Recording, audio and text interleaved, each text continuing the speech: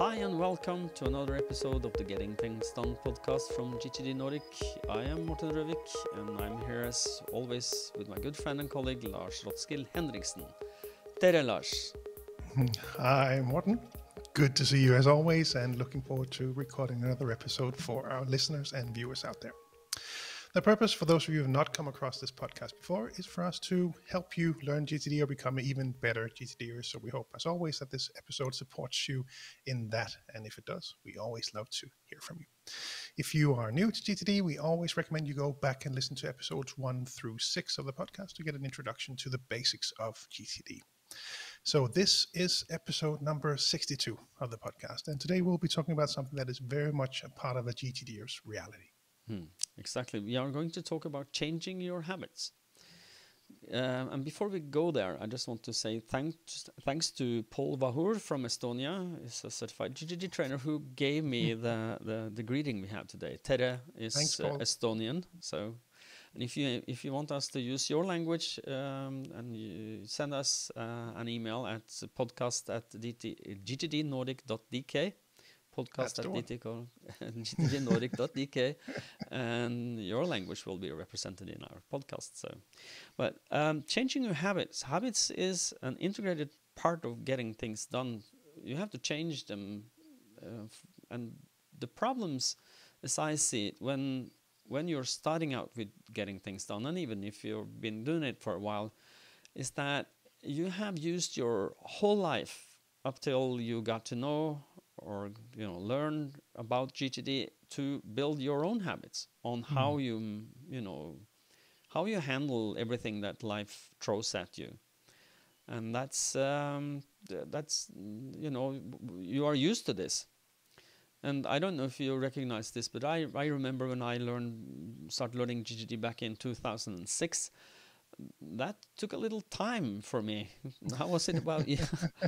Yes, it really took time, and it really took, many small steps, which is really very much aligned with what we're talking about today, in taking parts of GTD, the practice, the way to work, and then really integrating that to be just a natural way to do things. So for me, the starting point, just to capture things, that was really new to me, as simple as it sounds, and stupid as it sounds, really, to not write things down when I look back at that practice. It really took some time to getting used to that.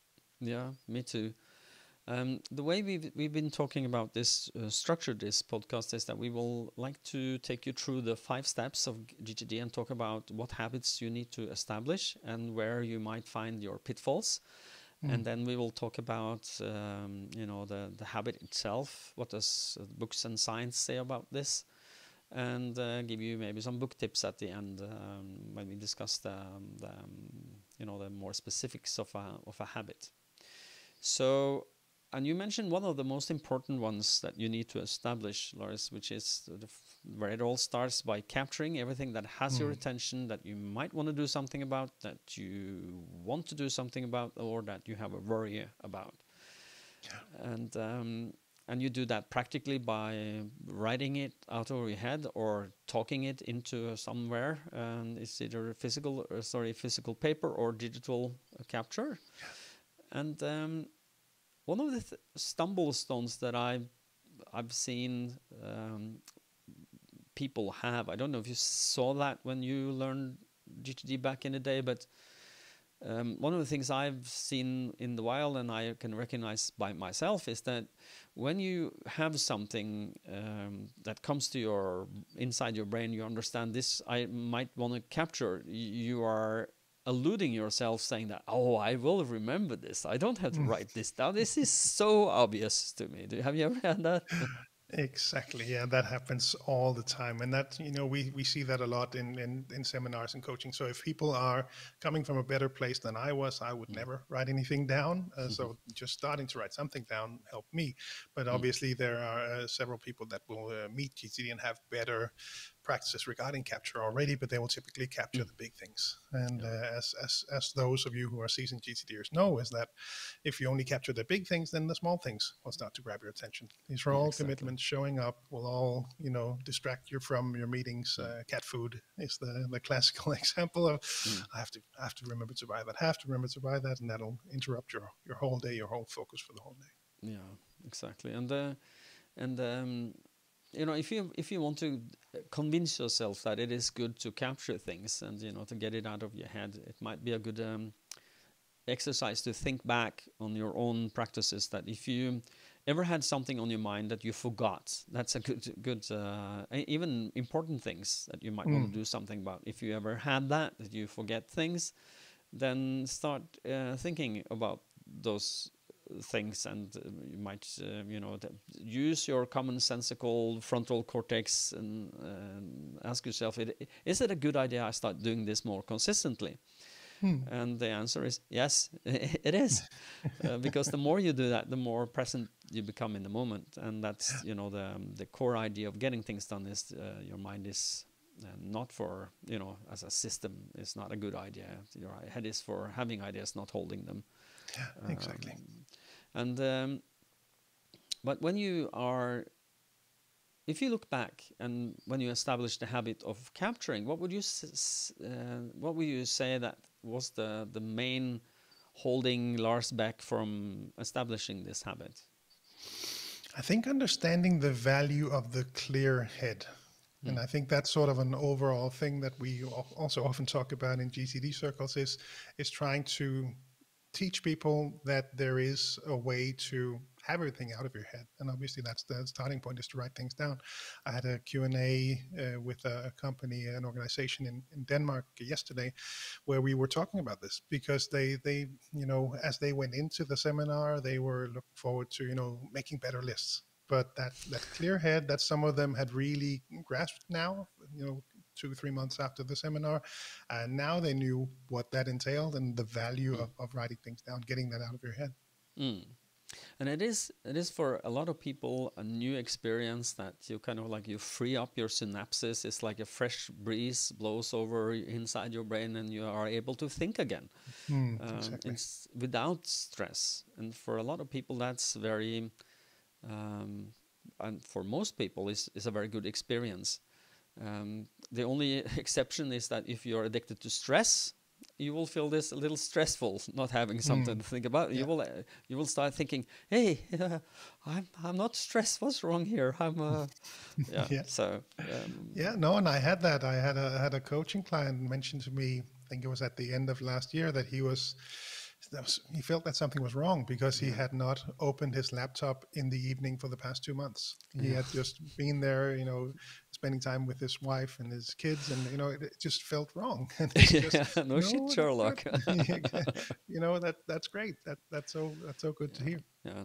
And that's what it is all about, isn't it? Is the ability to keep a clear head and be But he present. said that he felt stressed because he was not stressed. Yeah, which is that was kind of what he said. Yeah, that's counterintuitive that, but no. But if you are going to, I think it might be now that we could mention some of the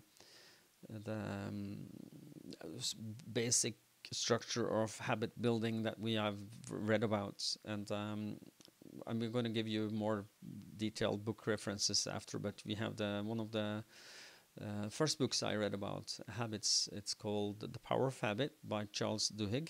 Have you read the same book, or have you read it? I have read the book, yeah. And I believe he's a GTDer as well, right? Oh, yeah. Yeah, I think so too. So, but he recognizes this as the habit has 3 steps or 3 stages, if you want. It's the trigger that starts the habit. It's the habit itself, and then it's the reward after. If somebody has read the book and remember it differently, tell me. Send us an email. No, it's exactly, yeah. So the cue, the routine, and the reward, exactly. Okay, so the cue, the trigger is when it comes to capture, the cue then, or the trigger, should be that I have something inside my brain that I'm thinking about, that's come revisiting me.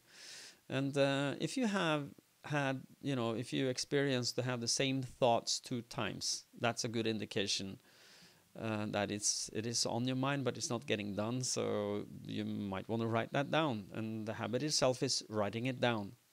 And the reward you will get is the feeling of, I'm back to, Zen, the equilibrium where you are present in the moment. There's nothing pulling on your attention. Correct me if I'm wrong, but David Allen quote is something like, when you understand what has your attention, you will understand what really has your attention. Exactly. Which means that every time you take something out, something else might show up. So be prepared when you're trying to establish this, that a lot of things might show up, because you're clearing your head, and then things in your mid or long-term memory might show up. Or so be prepared to always have your capture tools close by. That's my recommendation. And exactly, understanding that reward, that takes time, and that's part of the challenge I see in when people try to establish the habits of GTD and the ways of working, is that it does take time to really grasp that reward. That clear mind does not come when you just sit down and write down 5 things when you don't have any of the other habits installed. So it does take time to really understand that, and that's what they mentioned yesterday in that meeting, that now 2-3 months after the seminar, now they really grasped it. And of course, that then helps them establish that habit, because the reward is now so clear to them what happens when I write things down and get that out of my head. Yeah, it is. If you're using your head as a system, you will feel that physically. That when the reward is not coming, that clear head reward, where the fresh breeze, is stroking your synapses. When you don't have this, but you have the opposite, which is stress. I'm stressed by everything that's in my brain. I have too much things to think about. Then that's a good indication you're not doing that habit. So start doing it consistently, and you will have that. This very well. The listeners might not, but David Allen has taught us all that the productive experience is when you're not stressed. The unproductive experience is when you are stressed. So we want to be in the productive experience, and the indicator, if you're not, is that if you are stressed, you're not in the right zone. And the way that you get into a stress-free productivity is start capturing consistently, get everything out of your head, decide what it means, park it in a system you trust, review the system, and do, which is a very short version of the 5 steps. So. But if you feel stressed about everything you've not done yet, write it down. So anything else to add on the habit of? No, I think it's just it continues to fascinate me how we, what people write down. So when we sit down with people and what they write down, what has their attention, what actually shows up, is it work related, is it personal? I worked with a coaching client recently where I would have expected him to simply write all that's right, I have to send that PDF, and I had to reach out to these 10 clients and all the work stuff. But relatively quickly, he came into some personal things, and that was something about his relationship that he wanted to work on and do better. And it's just fascinating to me to see what shows up on people's minds once they start to write things down and don't really apply any filter, just write it all down, whatever has their attention. And it could be, that if you have worry about something that you might want to do something about, that's been rummaging, that might be, and that's not very, the book and the courses don't focus on the worry part, but I think that's important, because if you understand that you have worry on something, and in the times that we live now, there is plenty to worry about. That's not a problem. but if you want to live a good life in the midst of this chaos, you have to write everything down and ask yourself, can and should I do something about this? And if you cannot do something about it, just accept it as it is now.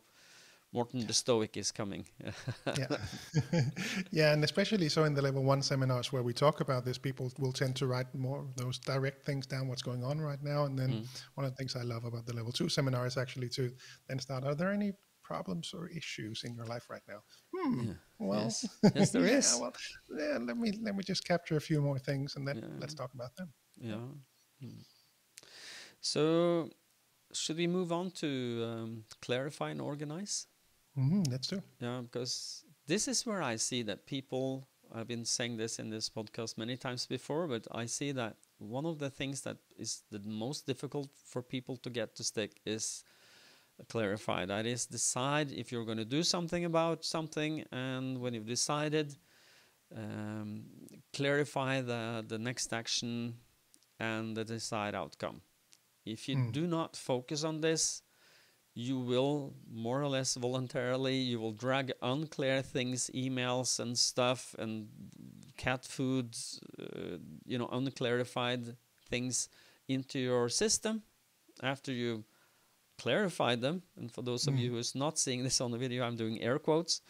If you're not clarifying it good, you will drag unclear things into your system, and when you look at the system later, you will go, I don't know what to do here, so I will procrastinate this, or maybe I will do something that I find easier. One of the key principles and the paradigm shift in getting things done is to clarify everything that has your attention that you want to do something about into physical next actions where you have everything you need. If you do that on a consistent basis and then ask yourself when you've done that, does this next action finish this, or do I have a desired outcome here that will help me remember that this is not finished when I've done my next action? And to be good about this takes time, but it's well worth building that habit. Wouldn't you agree, Lars? Absolutely, absolutely. And I can really recognize what you're saying in the, we come across GTDers that clarify, but there is a significant difference in how well you clarify. Are these really thought through? Is that really the next action? Is it well defined? Is it on the right list? You actually want it on your list, because now 10 new things showed up last week, and right now you actually maybe need to put that on hold for now.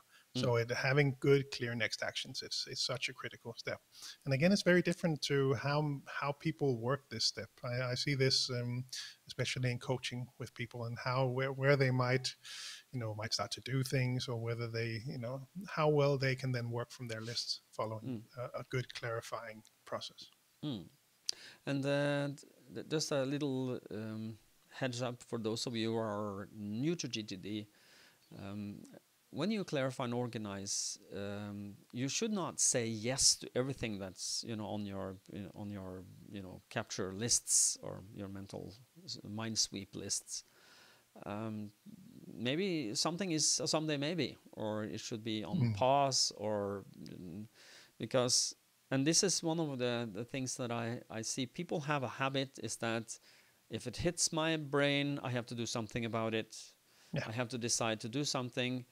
And that, to answer that question, if you think that, if you're in that place, no, you don't have to do everything that your mind cocks up or somebody tells you should do. You should make a decision.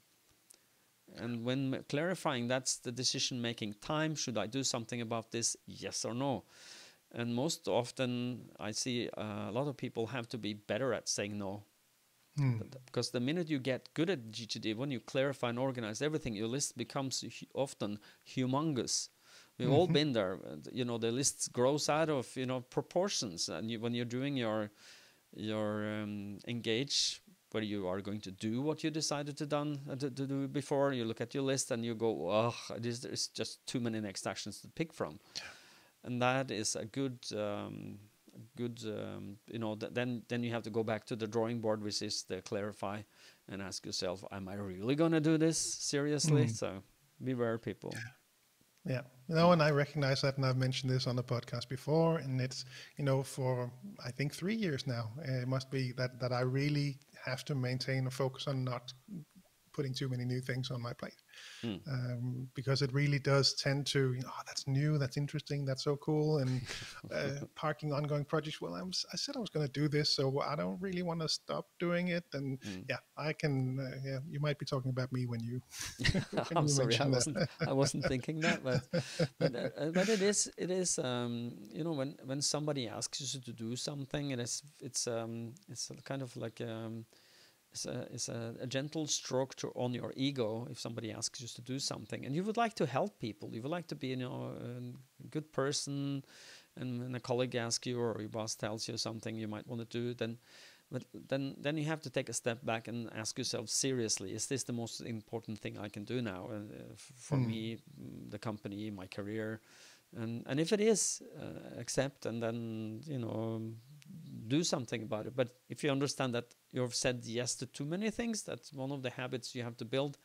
Say no, which is difficult. Yeah. But that is the clarify part is where most people tend, and one of the things I've seen that people are tending to, I've seen this with my coaching clients over and over and over again. This is the main part where people don't get clarify, is that, but also when you clarify, you do not add the seriously, am I going to do this? So remember that. Yes. So okay. So moving on to organize. Where have you seen people are not doing, you know, that building that habit well? Have you seen? Yeah, I think it really, again, the two steps are really interconnected, clarifying and organizing. So when things are not being organized, you know, I think the classical example might be the email inbox. That is just one long list of things that have, however long you've been in that company, those are the 11,000 or 60,000 emails that are just sitting there, and we see different strategies with you know, flags and unread emails, and however people have previously worked with emails, but that's probably the most classical example in my world, at least. I don't know, what about you? Yeah, that is also, and a lot of people have a bad habit about, you know, they are saying that, well, I need my emails in my inbox because they remind me of everything that's not finished. Yes, that's correct. If you clarify and organize them, you have them in two places. Now you have two places to look what you've committed to. So the idea of you know, clearing your inbox, don't use your email inbox as a you know as a list of you know, like a to-do list, is because it becomes a crappy place to because things will appear there when you are trying to reflect on something else. So get it out of your inbox and into your lists. Decide next actions, decide outcomes, and keep it there. And you know, clear it out on a regular basis. Every 24 hours, that's the best practice of GTD. 24 to 48 hours, you should clear your inbox in the week. So, this is for a lot of people. Then the reward of doing that is the reward of, you know, if you've not seen an empty inbox before, try a couple of times and tell us how you feel after, because it is kind of unison that you get a bit euphoric. It's like and maybe a little afraid, because I've seen people get anxious when they get on the empty emails. I have nothing to do. No, Sherlock, you have, but it's not in your email any longer. It's in your list system, which is the proper place, because you don't have emails popping up in your lists when you're trying to reflect on what's the right thing to do, and am I doing the right stuff now? Am I, you know, engaging in the right things? So yeah, and that overview that you get. Yeah, I think as part of the reward for me, at least, is you know, that empty inbox, and then looking at those lists, that you know exactly what you've committed to, what are the active projects. That's one aspect, and then when you sit down and work, is it easy for you to actually pick the right things to do? And those, you know, those rewards then really help me establish the habit of, right, I need to really clarify, really think through, should I do this, and if so, what's the next action, what's the project, and get those on the right list. And that brings us into reflect. Which is the fourth step of the 5 steps of getting things done, and this is also one of the keystone habits. You know, the first keystone habit is capture. Then second is clarify things and organize them into your system, and then after you build the system, you have a system to review, and you should review as often as you need to stay clear and appropriately engaged, but at least once a week, and that's what we call the weekly review.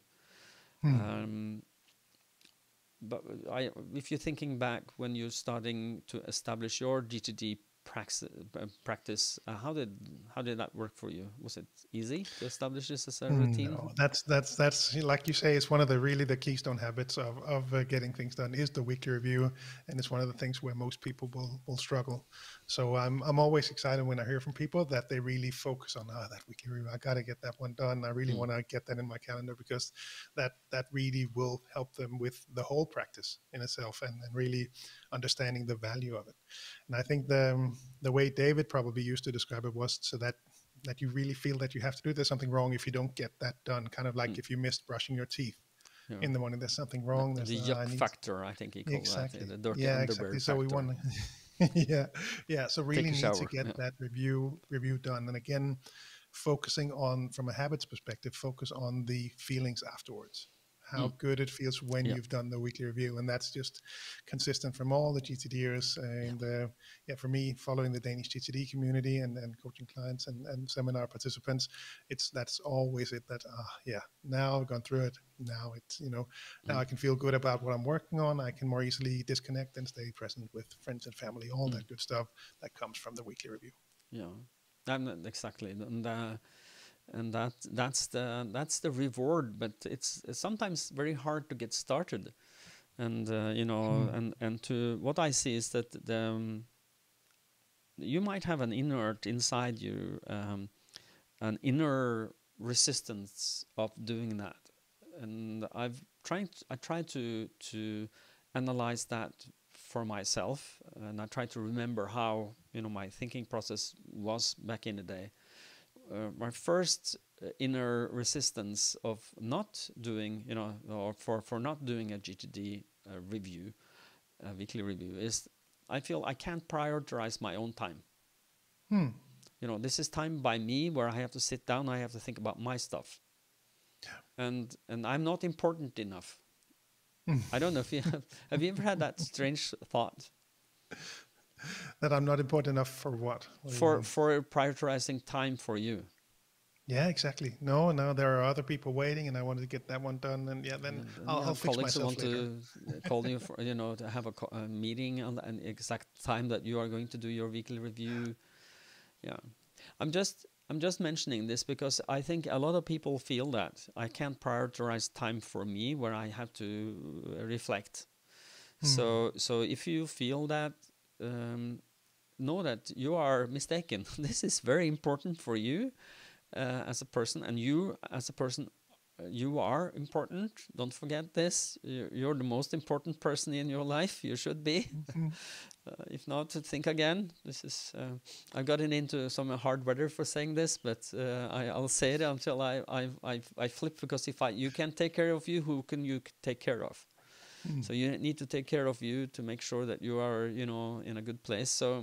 So focus on that you are important, and that actually taking time for doing your work good is important. Not also for you, but also for the company and for your family. If you are reflecting well, you will do more of the right things. And Hmm. that's my first inner, you know, um, resistance. Do you have some resistance that you remember, Lars, from your time of establishing GTD? No, it's probably somewhat similar to that in that taking the time for that. I was lucky in the sense that I had a long commute, and that sort of lent itself Mm, when I felt I could take the time mm. to actually get into that weekly review state. So I Yeah. had a lot of time on the train for me to sit there and work through it. And Mm, sometimes I had to sit there and I had to there was a bunch of emails that I had to deal mm, with instead. So I might dive into that, but really having that time helped me establish that. yeah. And I think some of the things that also help me, and again, zooming out overall with GTD, a lot of this is practice and then learning the reward that comes with this. And Mm, again, with the weekly review, it's one of the things that we also in the seminars really highlight to, try to make your own, try to mm. build your own practice on Yeah. this, customize the checklist, Google weekly review PDF, Mm, grab those steps, put it into wherever Word document, OneNote, wherever it might fit for you, and then make your own list. mm, Start with a good cup of coffee, have that weekly review playlist mm, playing, in the background, and then give yourself a reward at the end, maybe some kind of reward that again helps you then trigger and making you want to actually do that weekly review. Yeah, one of my other inner resistance that I found is that it involves heavy thinking. And especially if you are, as me, a high associative, the Kairos cognition test, for those of you, or it's called Kairos cognition survey, it's called. So I'm sure Lars can make a note now. We can put it in the show notes for those who want to understand more about what this is. We use this, the Kairos cognition survey, when we coach clients and when we train trainers, because we would like to understand how does your mind prefer processing information. And you will be on a scale where the outer points are, high associative or high sequential. And for me, who is a high associative, it's difficult to do the weekly review in itself because it's very sequential work. My brain hijacks me all the time. It wants to run off into the fields and think free and think associative.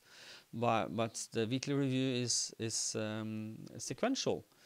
And what I suggest people do for getting out of building that habit, if you're highly associative, is maybe do it do 15 minutes focus work, and then just get up and walk around the house or your office, or put your head out to the window, break it up, and that makes it easier. And use a timer if you find 2 minutes things, because your brain is very good at giving you the illusion that this will only take 2 minutes, 15 minutes, you're still at it. I know this so well. And suddenly you instead of taking like maybe an hour or 45 minutes, an hour and a half, maybe it's more or less normal, it can take 3-4 hours. And for me, that is it's a struggle. Every time I do a weekly review, I have the same problems, and that is my head will take me and run with me, and so I have to be prepared for that, and try to break it up so that, and if you stand up, that might be change your habit, do something differently for a little while to break it up. That makes help. Yeah. I played around with that as well recently. I took my instead of doing it at the my usual Mac at the office, I took my iPad. I sat down on the couch and did it instead. Just try to make a change, a difference in scenery. Yeah, and people like doing it on cafes with some good music in the earbuds. If you're that kind of person who like to be block out your internal noise and external noise by music. If you're a high mover, do it standing up. If you're a high observer, make sure that you're not distracted. Don't do it looking out the window. Looking into a white wall might help you to keep the focus. So but building that habit takes time, but it is this is the habit that you have to work on until all the steps of getting things done has the same principles, are that you will learn about GTD, you will start implementing it, you will start working on it, you will integrating it as a habit, and at some point it will become more like a routine. And when it becomes a routine, you don't think about it. And I'm there. I don't have to think about I need to do a weekly review. That's written in stone, more or less, for me. Because if I don't feel good. It's the dirty underwear yuck factor, as David will talk about. I don't like that. I can't really. I can relax without doing it, but I don't feel comfortable. It's something is a little off. And that habit feeling, I think many GTDers out there will also recognize it in the clarify steps. So those questions are just, if something shows up in my world, I'll capture it. When I look at that list and want to clarify and organize, it's just second, it's just built in. It's just, that's how I think about those things. What is it Is it actionable? What's the next action? What's the Yeah. project? And whatever you might come across. And just also, you mentioned the energy requirement for you to sit down and do a weekly review. I also see that when it comes to the clarifying and organizing step, that there will be, again, like we mentioned earlier, you really want to do well when you clarify and organize things, so you Yeah. find the right next actions and you make good, clear outcome descriptions. Mm. And if you do that too frequently during the day, for example, or you do it when you're too tired, that can more often lead to Yep. mistakes. So Yep. really keep an eye on that one. That Yep. energy level is, a certain amount of energy is required to go Yep. through that. It's heavy lifting, heavy mental lifting. Yeah. The decision is, and just to riff 2 seconds about how your brain is put together when it comes to this, is that what you are using when you are making decisions are your glucoses, who is the fuel of the brain.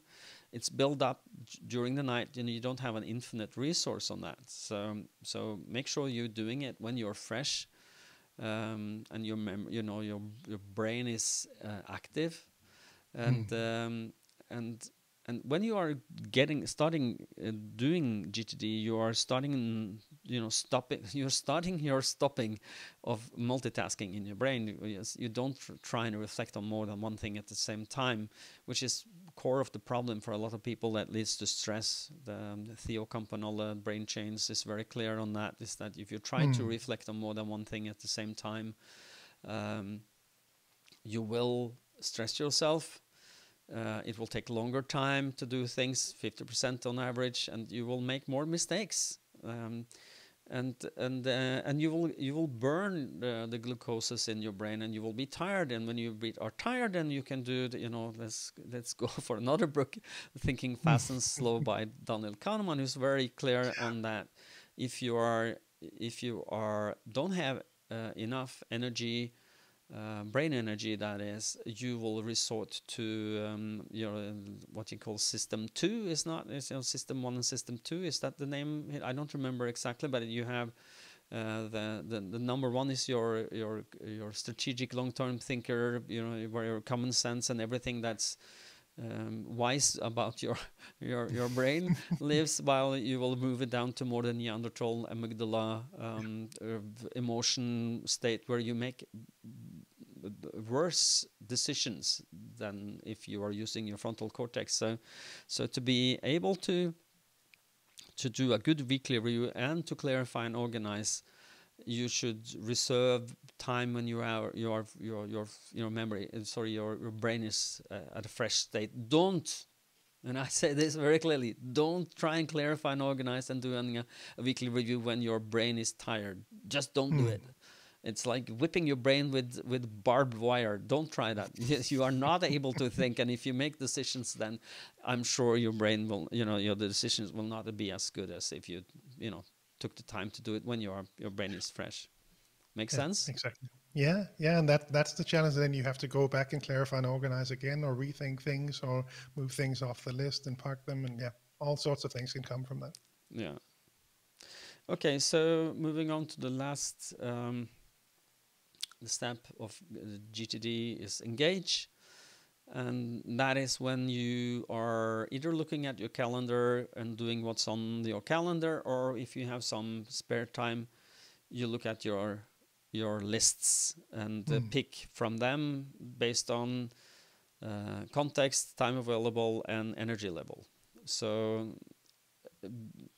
I think people do have a bit of a problem, myself included, when I started, establishing GTD as a habit, is that when you are engaging, it's easy to get drawn into something and start, especially if you've not done clarifying and organizing well, and and not done your weekly review. The idea with getting things done, step 5, is that you will engage with something and you will feel good about it. You'll feel good about doing just that and nothing else. So how would you define the best habit for that, Lars? Making that decision. I would just maybe take a step back and say that this step is one of the places where I really see the past habits conflicting with the new practice of GTD. So when you're implementing GTD, this is where it's really easy to fall back to old habits and then just, working from your email inbox. So when you sit down and decide what should I be working on, well, if I check my email inbox, I'll open Outlook in the morning and then I'll just be stuck in there for 4 hours doing all the stuff that shows up. So really being conscious about that is something that I have, benefited a lot from, really taking a step back. So sitting down and really being aware of the threefold nature of work and figuring out what is the right thing for me to do at this time. Obviously, if there's a meeting in my calendar, then it's a pretty straightforward decision, assuming that it's the right meeting to attend to. But otherwise, taking a step back and should I be working from my list now? Has something shown up that I maybe should take care of right now? Should I be emptying my inboxes? And really being clear on that decision is something that's really helped me a lot in working on the right things at the right time. I concur exactly. And I wanted to talk about just one thing at the end here before we start looking at the books and the recommendations. If you want to learn more about building habits, and that is the threefold nature of work, because and what is this? Lars, take us through this. What is it? Yeah, maybe that was fair to define. So we work with these three different types of work. We have the predefined work, which is work that has been clarified and organized. So these are the lists that you have. These are the stuff in your calendar meetings that you need to attend to, or full day events, things that you need to get done on a specific day. So the things that are already defined for you, that's the predefined work. Then we have the unplanned work, which is work that just shows up. So your phone rings, or your colleague drops by your desk, or something has shown up in your life that you haven't even had a chance to deal with it, capture, get into the system, etc. So that kind of thing that just shows up. And the last one is defining your work. So that means clarifying and organizing your inboxes. So getting those, picking one thing up, clarifying that, organizing it into the appropriate place, and then moving on to the next one. And really being aware of that, I think, helps, again, coaching clients with not multitasking. So coming back to what you were saying with Theo Campanolo, for example, on the brain change side, of really making that a separate way to work. I'm going to sit down now and empty my inbox. That is my work right now. And then I'm going to work from my list afterwards, or whatever else feels like the right thing to do. And the reason I wanted to talk a little about this is because building habit of doing GTD is under defining work, and that's a bit of the paradigm shift for a lot of people, is that when you need to set aside time to define your work, that is clarify and organize, and you have to redefine your work again when you're doing your review reflect step. And when you do that, when you are establishing this, it's very important to make sure that you stay in the gear.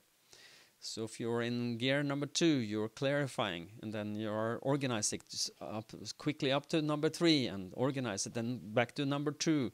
And you stay there until you clarify and organize everything that you've, that's either on your mental mind sweep or in your inboxes. And do that consistently and stay in that gear, and then switch gear and ask yourself, okay, in the threefold nature of work, what makes most sense for me now?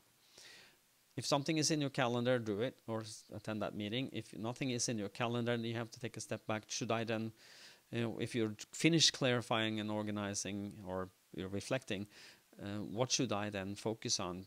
Is it, doing predefined work? That's good. Or should I just open my door? For a lot of managers and leaders, that just opening your door is enough for having, ad hoc work, as it shows up. But to be conscious about where am I? It takes time to be, in which mode, or modi, or modal. What do you say? How is that in English? Which mode or mood are you in? Are you, so to build that. Any last words about GTD before we go on the book recommendations part, Lars? No, I think we covered most of what we wanted to mention. The only one thing that I would maybe add is about building habits. One way that I would do it might be with affirmations, and one other place where I place it is as part of my customized weekly review checklist. Mm. So I will have things on that list to remind me that I'm trying to establish this habit, not something that I want on my list. I don't want to put it in my calendar. I want to see if I can establish that as just a way that I do things. Mm. So if you were looking at my customized weekly review checklist, you might find things that I'm trying to establish as a habit. So just wanted to throw that in there as an Yeah. example of where you might put it as a GCD. Mm. And I think we made an episode about affirmations before, haven't we? I think we have the dedicated episode of that. Is that true? I will have to look to Yeah, be sure. look, it's not in your head. This is that's Exactly. good. No, but the reason I'm mentioning this is because of the for those of you who want to understand what an affirmation is. I think we made an episode about this. Affirmation is, by short, what do I want to change in this world with me as a person, or what do I want to become, or what do I need to reinforce, or what do I need to change or want to change. So an affirmation for instance, the weekly review: I am a person who enjoy the relief and the good feelings of overview and control after I've done my weekly review. This is the person I'd like to be. So that will help you remember that you actually are going to do a weekly review. And but okay, so moving on to the book recommendations, I mentioned The Power of Habit by Charles Duhigg. That's a really good book. And another really good book, I've not dug into that in detail, but Tiny Habits is also a good book by, what's his name again? Do you remember that on top of your head? No. But I'm sure you will find that. Oh, I see you are doing something, Lars. BJ Fogg. BJ Fogg, that's correct. And the last book, you've either read or heard about Atomic Habits? Yeah, by James Clear. So I've read that. I'm still rereading it right now, actually, to refresh my mind on what his thinking is on the topic. And I think the only thing I've seen that's the difference between us, or at least as of now, is the biggest difference between the Power of Habit and Tiny Habits, is that Tiny Habits has something I like a lot, and that's celebration. And that after you've done what you decided to do, when you've done your habit, you should celebrate. And that could be like an internal celebration, like make a little mental dance, or just make wee for yourself, because then you will enforce that habit. Yeah. But what it also says that I really like is that when you remember you want to build that habit, celebrate. Because I remembered it. Yay! I want to change it. I want to get good at clarifying, organizing. I remember that, and I can make a little dance inside. I can make a little woohoo in my brain. I remember I'm going to build that habit. And I think that is powerful stuff. I like that. So have you tried that? It really is. It really is, and it's just so interesting to see how amazingly complex, fantastic our brains are, and at the other end, how simple and stupid really the brain can be, and that you can trick it into doing things like that with affirmations or with simple rewards for noticing the cue or having completed the habit. Yeah, and and I just be aware that there is a theory behind building habits that actually makes sense. And one of the things that I like about these books, they talk about, if what we call there's many different, you can create a habit. You can make a habit of trying to change a habit or build a new, and the best way to do that is to build on an existing habit. So to establish an easy habit where you start and then add something to it, like if you want to start flossing, just to give yourself a trigger, put the little box of floss inside if you have a glass where your toothbrush resides, put it inside there to remind you that's the trigger. And you just build on that. When I finish brushing my teeth, I will automatically start because it's there. The trigger is I start brushing my teeth and it's easy. And when you try to apply that for GTD, is have your tools, capture tools, handy, easily accessible for you. That's where it all starts. Make sure that your floss is in your toothbrush, flossing thread is in your toothbrush cup, and your capture tools are in your pockets. Yeah, exactly. Yeah. Anything else to add on to the book section? No, I think you hit an important point into making it easy, because again, it's so easy to overwhelm ourselves, and that's probably what people can recognize from coming back to the unclarified lists, for example. That it's not easy to work on a list where it just says budget. So having, making things easy for yourself is just critical in establishing habits and in being a good GTDer. Okay. Great. Okay, not famous, but the last words was yours, and it's going to still be yours when you take us out, Lars. Yes. As always, we wrap up with a quick reminder to head on over to GTDnordic.com to have a look around, because on that website you will find links to the country websites for each of the Nordic countries. And on each of those sites, you can find articles about GTD, links to the newsletters, groups on social media where each of those countries discuss GTD. And of course, you can find all of our offerings with speeches, coachings, and seminars, both the physical and the virtual ones.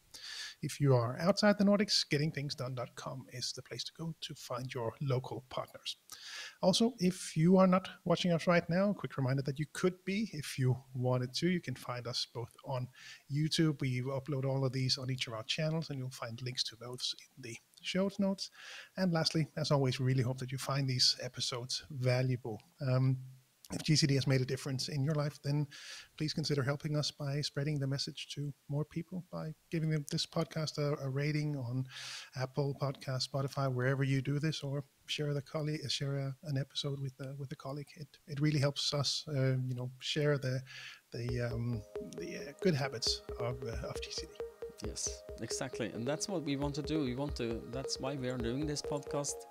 We want to give you the good habits, help you to get good at getting things done, and hopefully you've learned something from us. So until next time, build habits and stay safe and stay productive. Bye-bye. Bye, everyone. And then recording.